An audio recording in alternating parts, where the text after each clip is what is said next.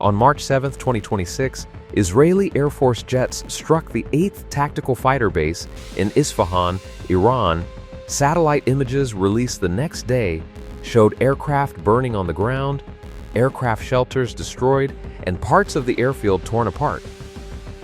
The Israeli Defense Forces later confirmed what they had hit. But what they destroyed wasn't one of Iran's newest weapons. It was surprisingly an American fighter jet icon, one the United States Navy retired nearly 20 years ago, and the one that America spent decades trying to ground, failed to stop through sanctions and policy, and eventually cut up its own retired fleet to keep Iran from flying it. It was the F-14 Tomcat. And now its story finally came to an end. Today, we're telling the full story of how America's most iconic fighter ended up in enemy hands, why a 50-year-old jet became one of Washington's biggest national security concerns, and how it finally took an Israeli airstrike in 2026 to close a chapter America never could. Did you know Iran was still flying F-14 Tomcats until this year? Write yes or no in the comments, because most people have no idea how far this story actually goes. The story starts in the early 1970s when Iran was not an enemy of the United States, but one of Washington's closest allies in the Middle East. Shah Mohammad Reza Pahlavi purchased 79 F-14A Tomcats from Grumman, along with the AWG-9 radar system and the AIM-54 Phoenix missile, capable of engaging targets over 100 miles away. He also bought other spare parts and full technical support. Iran was the only country outside the United States Navy that ever received the F-14. Then in 1979, the Shah was overthrown in the Islamic Revolution. Ayatollah Khomeini took power, American hostages were seized in Tehran, and Washington cut off all military support immediately. The spare parts stopped and the missiles stopped, but Iran was left holding 79 of the most advanced fighters in the world with no official way to maintain them, and Iraq was about to invade across the western border.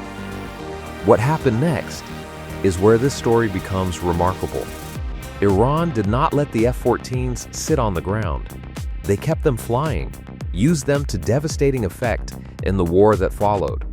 And the way they managed it triggered a response from Washington that nobody saw coming and that ran for the next 4 decades. What Iran did with jets America thought would ground themselves.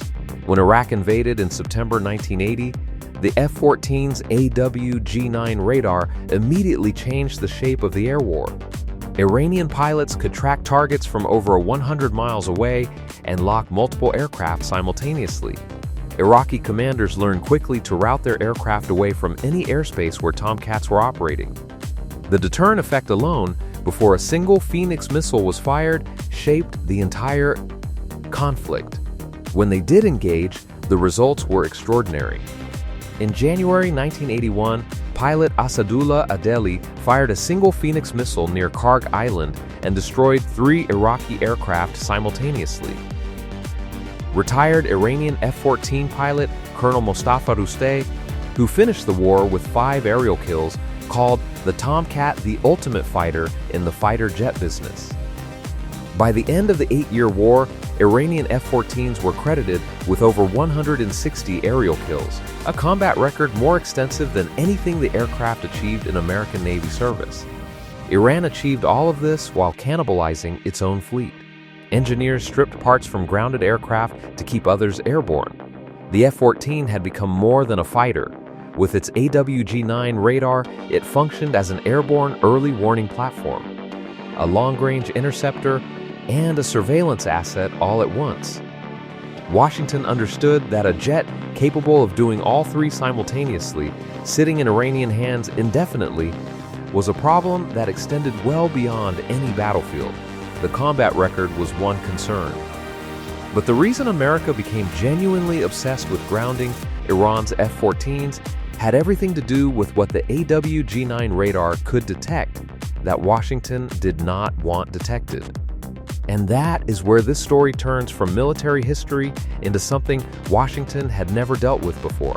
The smuggling ring America could not shut down.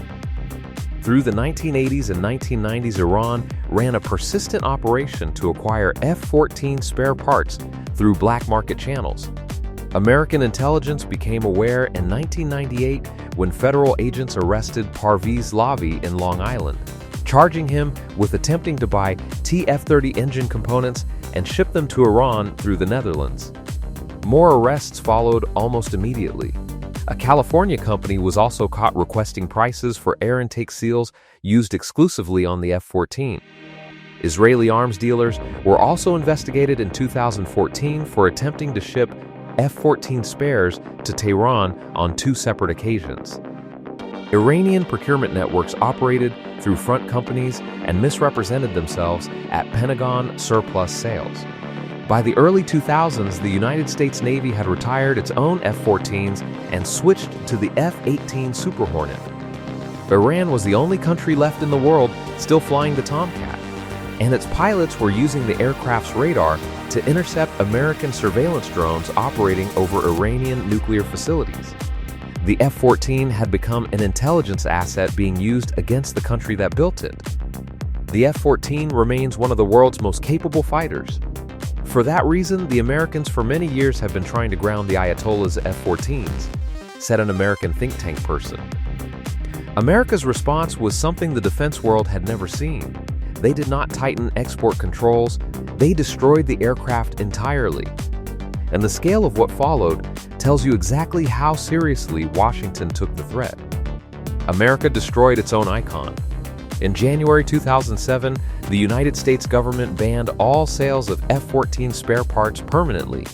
Then the Pentagon paid a contractor at least $900,000 to physically destroy the majority of its retired F-14 fleet, cutting every aircraft into pieces no larger than 2 feet by 2 feet.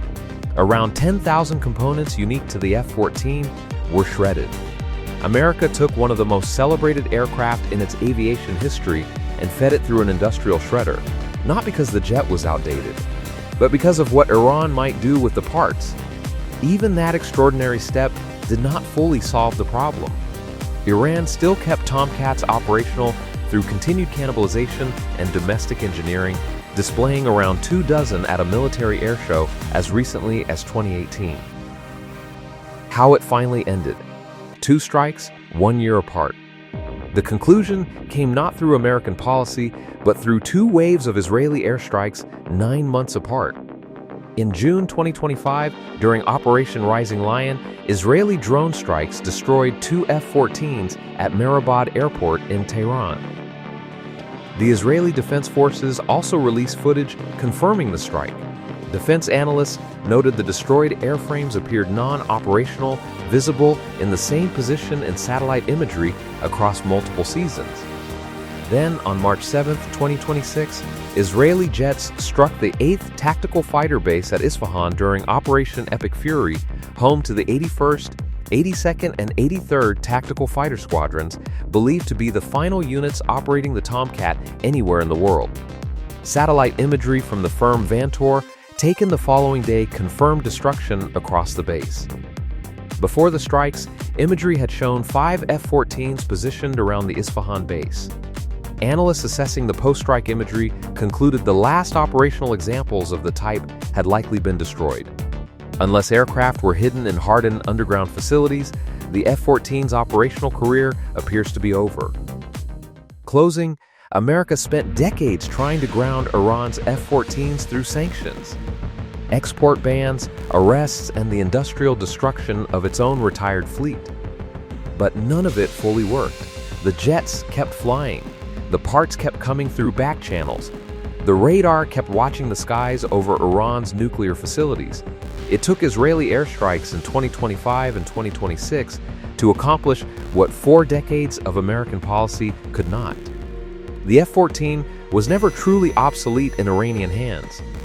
It was too capable and too useful as a radar platform for Washington to ever be comfortable with Iran keeping it flying. The fact that Iran maintained those jets for 45 years after the revolution, through every obstacle America could place in front of them, says everything about what the aircraft meant to a country that had no way to replace it.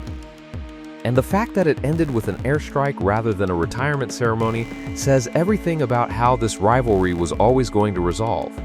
America tried for decades to ground these jets and could not do it. But Israel did it in 2 strikes. Do you think Washington is relieved that the problem is finally gone? Or is it uncomfortable that it took someone else to solve it? Drop your take in the comments.